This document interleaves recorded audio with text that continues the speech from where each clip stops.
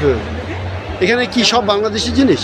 জি অবশ্যই বাংলাদেশের জিনিস। এখানে ব্লু জিন, আমাদের হ্যাঁ। কোম্পানির নাম হচ্ছে ব্লু জিন। আমরা এখানে বাংলাদেশি পোশাক আছে?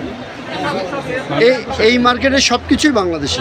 কি কি বিক্রি করেন দেখান। আমরা ধরেন না এই বাংলাদেশি শার্টগুলো বিক্রি করতেছি। হুম, এই যে এগুলো এগুলো কি ইম্পোর্ট করা কিভাবে? import করা। ফর্মালি ইম্পোর্ট করা?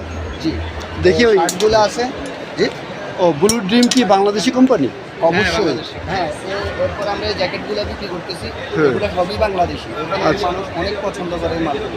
আচ্ছা তারপর আপনার এই যে কামিজাতা মাঙ্গা লঙ্গা বলে এটা ফুলহাতা গেঞ্জি, আচ্ছা এই গেঞ্জিগুলো আমরা বিক্রি করতেছি বাংলাদেশে। এখানে শোরুমটাই হচ্ছে ব্লু ড্রিম, ঠিক আছে।